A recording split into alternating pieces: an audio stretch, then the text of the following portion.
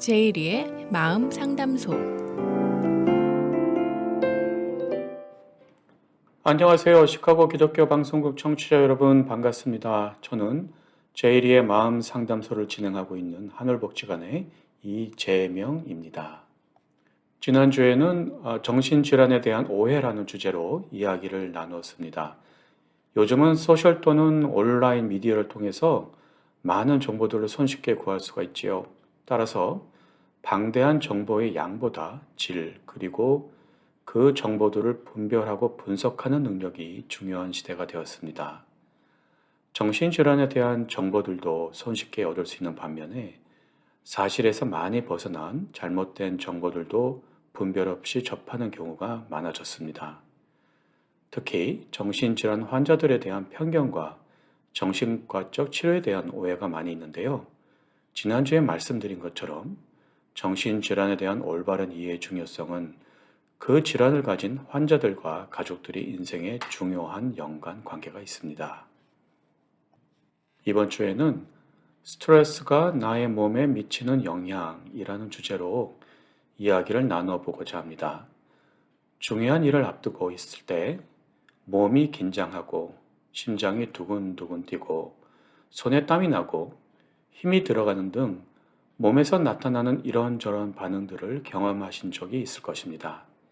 이러한 반응들을 스트레스 반응이라고 부르는데 사람의 뇌는 어떤 위협 요소를 예측하게 되면 이것에 대한 반응을 몸으로 표출하게 되는데 일종의 방어 또는 공격 체계를 형성하는 반응입니다.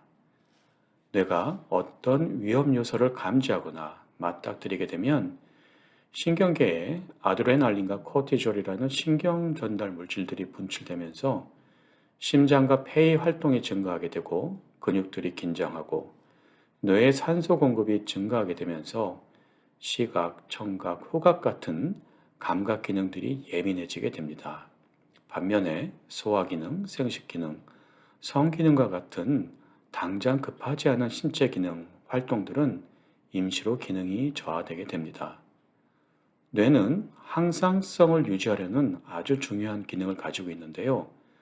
감지되었던 위협 요소가 사라졌다고 판단이 되면 심장과 폐의 활동이 둔화되고 긴장되었던 근육과 예민했던 감각들도 완화되면서 전반적으로 이완이 되는 상태로 전환됩니다.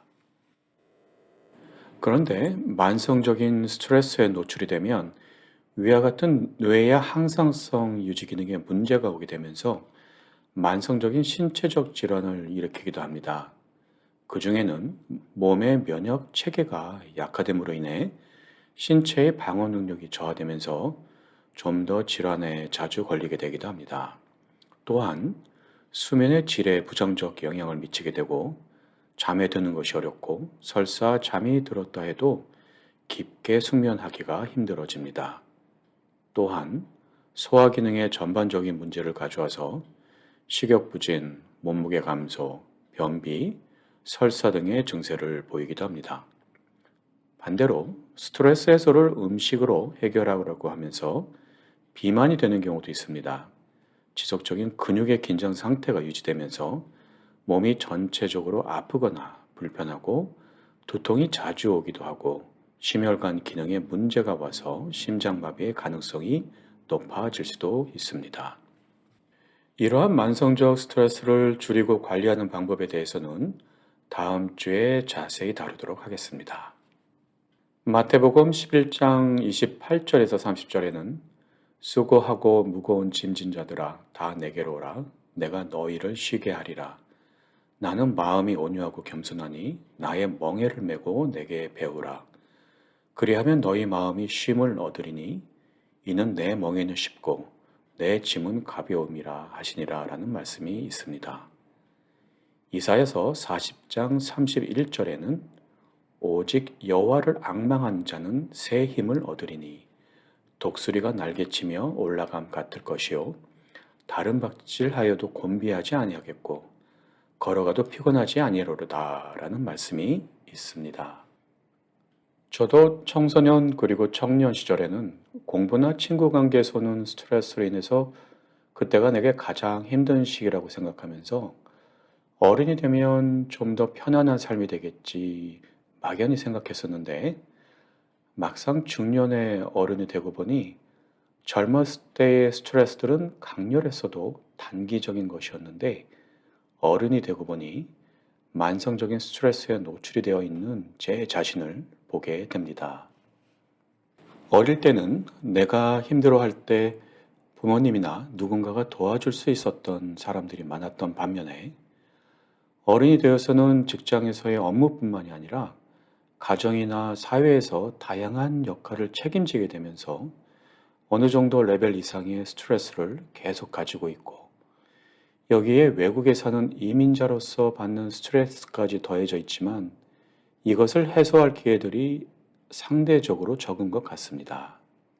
혹시 내가 간절히 원하던 일이 이루어지면 엄청나게 기쁘지만 지극히 일시적인 기쁨일 뿐 그 감정은 영원히 지속될 수 있는 힘이 없고 그러다 작은 문제라도 생기면 언제 그랬냐는 뜻 세상이 무너지는 큰 좌절에 휩싸여 버릴 수 있습니다.